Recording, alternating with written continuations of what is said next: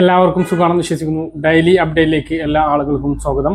നാളെ ഓഗസ്റ്റ് 7-ാം തീയതിയും തുറന്നുള്ള ദിവസങ്ങളിലും നിങ്ങൾ ശ്രദ്ധിക്കേണ്ട വളരെ പ്രധാനപ്പെട്ട കാര്യങ്ങളാണ് ഈ ഒരു വീഡിയോയിൽ വ്യക്തമാക്കുന്നത്. വീഡിയോയുടെ വിശദാംശങ്ങളിലേക്ക് കടക്കുന്ന മുമ്പ് കൂടുതൽ ആളുകളിലേക്ക് ഇൻഫർമേഷൻ എത്താൻ ഷെയർ ചെയ്യുക, ലൈക്ക് ചെയ്യുക, ഫേസ്ബുക്കിലൂടെ കാണുന്ന ആളുകൾ ഫോളോ ചെയ്യുക. വീഡിയോയുടെ വിശദമായ വിവരങ്ങളിലേക്ക് വരാം.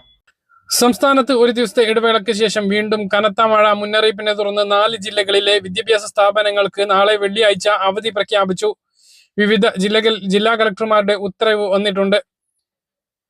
പത്തനംതിട്ട, ആലപ്പുഴ, വയനാട്, കോട്ടയം എന്നീ ജില്ലകളിലെ വിദ്യാഭ്യാസ സ്ഥാപനങ്ങൾക്കാണ് നാളെ അവധി പ്രഖ്യാപിച്ചിട്ടുള്ളത്. പത്തനംതിട്ട, കോട്ടയം, ഇടുക്കി ജില്ലകളിൽ ഇന്ന് റെഡ് അലേർട്ടും കൊല്ലം, ആലപ്പുഴ, എറണാകുളം ജില്ലകളിൽ ഓറഞ്ച് അലേർട്ടുമാണ് ഉള്ളത്. പത്തനംതിട്ടയിൽ ഇന്ന് റെഡ് അലേർട്ടും നാളെ ഓറഞ്ച് അലേർട്ടും പ്രഖ്യാപിച്ചിരിക്കുന്ന സാഹചര്യത്തിൽ അംഗനവാടി മുതൽ പ്രൊഫഷണൽ കോളേജുകൾ വരെയുള്ള എല്ലാ വിദ്യാഭ്യാസ സ്ഥാപനങ്ങൾക്കും ജില്ലാ കലക്ടർ അവധി പ്രഖ്യാപിച്ചു. കോട്ടയം ജില്ലയിൽ ഇന്ന് റെഡ് അലേർട്ട് നിൽക്കുന്നതിനാലും നാളെ ഓറഞ്ച് അലേർട്ട് പ്രഖ്യാപിച്ച സാഹചര്യത്തിലും ജില്ലയിലെ പ്രൊഫഷണൽ കോളേജുകൾ ഉൾപ്പെടെയുള്ള മുഴുവൻ വിദ്യാഭ്യാസ സ്ഥാപനങ്ങൾക്കും അവധി പ്രഖ്യാപിച്ചു. അംഗനവാടികൾ, ട്യൂഷൻ സെന്ററുകൾ, സ്പെഷ്യൽ ക്ലാസുകൾ എന്നിവയ്ക്കും അവധി ബാധകമാണ്. മുൻകൂട്ടി നിശ്ചയിച്ച പരീക്ഷകൾക്ക് അവധി ബാധകമല്ല എന്നും കലക്ടർ അറിയിച്ചു. കിഴക്കൻ വെള്ളത്തിന്റെ ഒഴുക്കും ശക്തമായ മഴയും ആലപ്പുഴ ജില്ലയിലെ വിവിധ ഭാഗങ്ങളിൽ വെള്ളക്കെട്ട് രൂപപ്പെടാൻ കാരണമായിട്ടുണ്ട്. വിവിധ സ്കൂളിലെ ദുരിതാശ്വാസ ക്യാമ്പുകൾ പ്രവർത്തിക്കുന്നതിനാലും മഴ മുന്നറിയിപ്പ് നിലനിൽക്കുന്നതിനാലും വെള്ളിയാഴ്ച ജില്ലയിലെ പ്രൊഫഷണൽ കോളേജുകൾ ഉൾപ്പെടെയുള്ള മുഴുവൻ വിദ്യാഭ്യാസ സ്ഥാപനങ്ങൾക്കും അംഗനവാടികൾക്കും ട്യൂഷൻ സെന്ററുകൾക്കും അവധി നൽകിയ ആലപ്പുഴ ജില്ലാ കലക്ടർ ഷാജി വി നായർ ഉത്തരവിറക്കിയിട്ടുണ്ട്. മുൻനിശ്ചയിച്ച പൊതുപരീക്ഷകൾക്ക് മാറ്റം ഉണ്ടായിരിക്കുന്നതല്ല. കേന്ദ്ര കാലാവസ്ഥാ വകുപ്പ് വയനാട്ടിൽ ഓറഞ്ച് അലർട്ട് പ്രഖ്യാപിച്ച സാഹചര്യത്തിലാണ് വിദ്യാഭ്യാസ സ്ഥാപനങ്ങൾക്ക് ജില്ലാ കലക്ടർ അവധി പ്രഖ്യാപിച്ചിട്ടുള്ളത്. പ്രൊഫഷണൽ കോളേജുകൾ, മതപഠനശാലകൾ, ട്യൂഷൻ സെന്ററുകൾ, കോച്ചിംഗ് സെന്ററുകൾ, സ്പെഷ്യൽ ക്ലാസുകൾ ഉൾപ്പെടെ മുഴുവൻ വിദ്യാഭ്യാസ സ്ഥാപനങ്ങൾക്കും അവധി ബാധകമാണ്. റെസിഡൻഷ്യൽ സ്കൂളുകൾക്ക് അവധി ബാധകമല്ല എന്നും കുട്ടികളുടെ സുരക്ഷിതത്വം സ്ഥാപന മേധാവി ഉറപ്പാക്കണമെന്നും ജില്ലാ കലക്ടർ DR മേഘശ്രീ അറിയിച്ചു. സംസ്ഥാനത്ത് സാമൂഹ്യ സുരക്ഷാ പെൻഷൻ വിതരണത്തിൽ വൻ മാറ്റം വരികയാണ്. സാമൂഹ്യ സുരക്ഷാ ക്ഷേമ പെൻഷൻ വിതരണത്തിൽ നിന്നും സഹകരണ ബാങ്കുകളെ ഒഴിവാക്കിക്കൊണ്ട് സർക്കാർ ഉത്തരവിറക്കി. ഇത് പ്രകാരം ഇനി മുതൽ വാണിജ്യ ബാങ്കുകൾ വഴി മാത്രമായിരിക്കും പെൻഷൻ വിതരണം ചെയ്യുക. കാർഷിക ബാങ്കുകൾ വഴിയുള്ള പെൻഷൻ വിതരണവും പൂർണ്ണമായും അവസാനിപ്പിച്ചു. സംസ്ഥാനത്തെ 62 ലക്ഷം പെൻഷൻ ഗുണഭോക്താക്കളിൽ പകുതിയോളം പേർക്ക് വീടുകളിൽ സഹകരണ സംഘങ്ങൾ വഴിയാണ് പെൻഷൻ വിതരണം ചെയ്യുന്നത്. അത് ഇതോടെ ഇല്ലാതെയാകുകയാണ്. സംസ്ഥാനത്ത് 2016 മുതൽ സഹകരണ ബാങ്കുകൾ വഴിയായിരുന്നു സാമൂഹ്യ സുരക്ഷാ പെൻഷൻ പ്രധാനമായും നൽകിയിരുന്നത്. ഇതിനു പുറമെ നേരിട്ട് അക്കൗണ്ടുകളിലേക്ക് നിക്ഷേപിക്കുന്ന രീതിയും നിലവിലുണ്ട്. ഇനി എല്ലാവർക്കും ആ രീതിയിലേക്ക് മാറുകയാണ്. പെൻഷൻ തുക കൂടുതൽ സുതാര്യമായി ഉപഭോക്താക്കളുടെ കയ്യിലേക്ക് നേരിട്ട് എത്തിക്കുക എന്നതാണ് പുതിയ സർക്കാരിന്റെ പ്രധാന ലക്ഷ്യം എന്നുള്ളതാണ് ഉത്തരവിൽ വ്യക്തമാകുന്നത്. പെൻഷൻ വിതരണം ചെയ്യുന്ന അന്ന് തന്നെ സംസ്ഥാനത്തെ മുഴുവൻ ആളുകൾക്കും ബാങ്ക് അക്കൗണ്ടുകളിലേക്ക് പെൻഷൻ എത്തിക്കുക എന്നുള്ളതാണ് ഇതിലൂടെ ലക്ഷ്യമിടുന്നത്.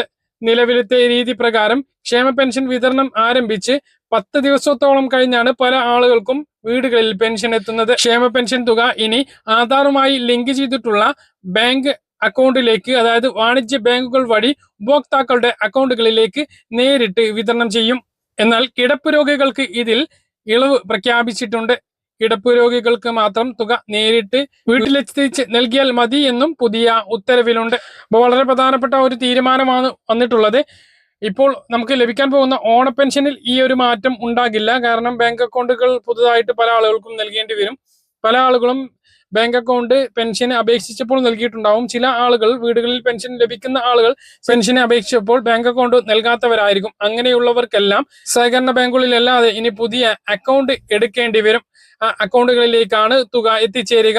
നിർണായകമായിട്ടുള്ള ഉത്തരവ് ഇപ്പോഴാണ് ഇറങ്ങിയത്. ഇതിനെ പ്രതിപക്ഷം വിമർശിച്ചുകൊണ്ടുള്ള ന്യൂസാണ് പ്രതിപക്ഷ മാധ്യമങ്ങളിൽ വന്നിട്ടുള്ളത്. കൈകളിൽ വന്നിട്ടുള്ള വാർത്ത ഇങ്ങനെയാണ്: ക്ഷേമ പെൻഷൻ ഇനി കൈകളിലേക്കില്ല, ബാങ്കിലേക്ക് മാത്രം. UDF സർക്കാർ നിർത്തുന്നത് ജനങ്ങൾക്ക് ആശ്വാസമായ സംവിധാനം എന്നാണ് വാർത്തയിലുള്ളത്.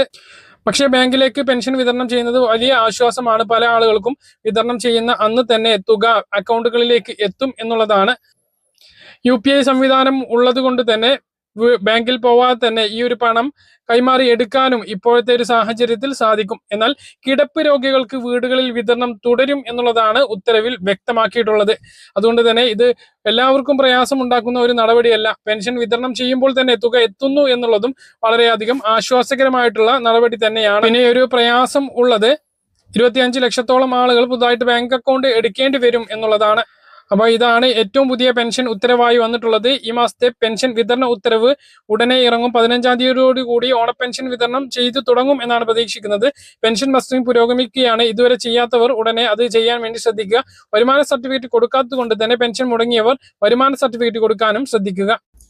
സംസ്ഥാനത്ത് മുൻഗണന റേഷൻ കാർഡിൽ നിന്നും 86,000 പേർ പുറത്താകും. ഈ വർഷം ആദായ നികുതി റിട്ടേൺ സമർപ്പിച്ചവരിൽ നിന്നും 3 ലക്ഷത്തിന് മുകളിൽ വരുമാനമുണ്ട് എന്ന് കണ്ടെത്തിയ 86,000 റേഷൻ കാർഡ് ഉടമകളുടെ വിവരങ്ങൾ കണ്ടെത്തി കേന്ദ്രം കേരളത്തിന് കൈമാറി. ഇത് പ്രകാരം റേഷൻ കാർഡ് ഉടമകൾ കൈപ്പറ്റിയ ഭക്ഷ്യധാന്യങ്ങളുടെ വിപണി വിലയുടെ പിഴ ഈടാക്കും.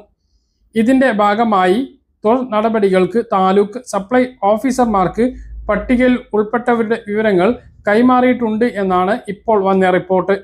PM കിസാൻ സമ്മാൻ നിധി പ്രകാരം സബ്സിഡി വാങ്ങിയ ഒരേക്കറിലധികം വസ്തുവകകൾ ഉള്ളവരുടെ വിവരങ്ങളും കേന്ദ്ര സർക്കാർ ക്രോഡീകരിച്ചിട്ടുണ്ട്. ഈ പട്ടികയിൽ ഉൾപ്പെടുന്ന മുൻഗണനാ വിഭാഗത്തിൽ ഉൾപ്പെടുന്നവർക്കും പിടിവീഴും.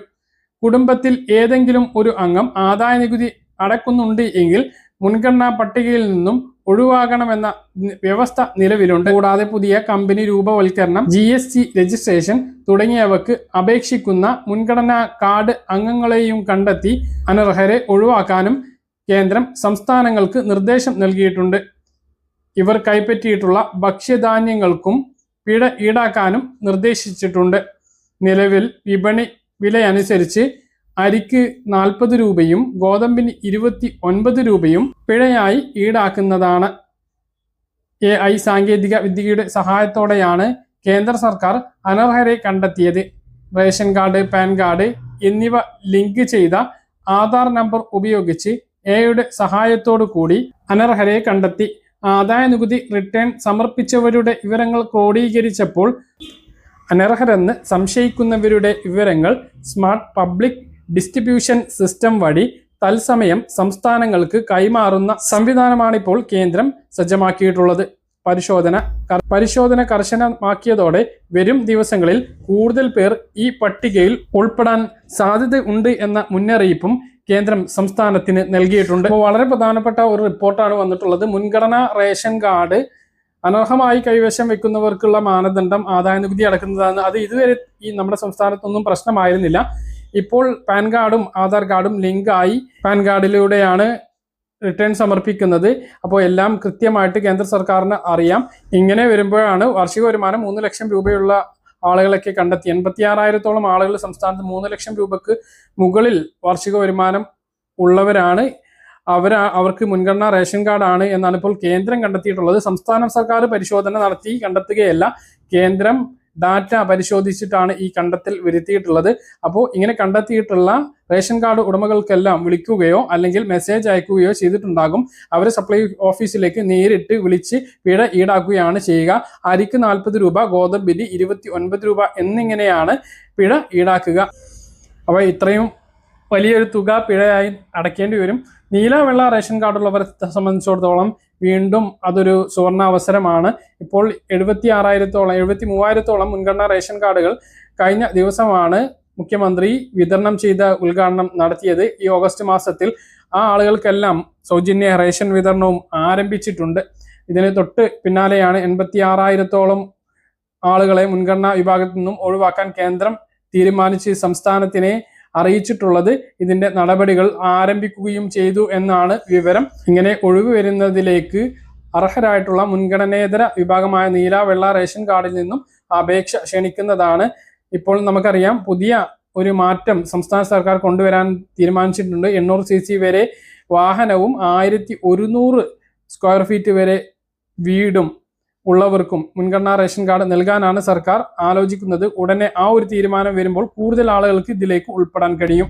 മറ്റൊരു പ്രധാനപ്പെട്ട കാര്യം, ഓണം റേഷൻ വിതരണം ഇപ്പോൾ തുടർന്നുകൊണ്ടിരിക്കുകയാണ്. 10-ാം തീയതി മുതലാണ് നീല വെള്ള റേഷൻ കാർഡിനുള്ള 10 കിലോ സ്പെഷ്യൽ അരിയും മഞ്ഞ റേഷൻ കാർഡിനുള്ള സൗജന്യ റേഷൻ കിറ്റും റേഷൻ കടകളിലൂടെ വിതരണം ചെയ്യുന്നത്. അപ്പോൾ കിറ്റും സ്പെഷ്യൽ അരിയും വേണം എന്നുള്ളവർ അത് കഴിഞ്ഞിട്ട് പോകുന്നതായിരിക്കും നല്ലത്. 10-ാം തീയതിക്ക് ശേഷം പോകുന്നതായിരിക്കും നല്ലത്. 8-ാം തീയതിയാണ് സപ്ലൈകോയുടെ ഓണം ഫെയറുകളുടെ ഉദ്ഘാടനം. 4 ഭക്ഷ്യ കിറ്റും ആ ഒരു രീതിയിലായിരിക്കും വിതരണം ഉണ്ടാകുക. സംസ്ഥാനത്ത് സ്വർണ്ണ വിലയിൽ വൻ കുതിച്ചുകയറ്റം. ഒരു ഇടവേളയ്ക്ക് ശേഷം 2 ദിവസം കൊണ്ട് 4000-ന് മുകളിലാണ് സ്വർണ്ണവില ഉയർന്നത്. ഇന്ന് ഗ്രാമിന് 265 രൂപ വർദ്ധിച്ചു. ഇതോടെ 1 ഗ്രാം സ്വർണത്തിന് 13,725 രൂപയും പവന് 2,210 രൂപ വർദ്ധിച്ച് 1,09,800 രൂപയുമായിട്ടുണ്ട്. പറഞ്ഞ കാര്യങ്ങൾ കൃത്യമായിട്ട് മനസ്സിലാണെന്ന് കരുതുന്നു. ഇതുപോലുള്ള ഇൻഫർമേഷനുകൾക്ക് ഫോളോ ചെയ്യുക, സബ്സ്ക്രൈബ് ചെയ്യുക. മറ്റൊരു വീഡിയോയുമായി നമുക്ക് വീണ്ടും കാണാം.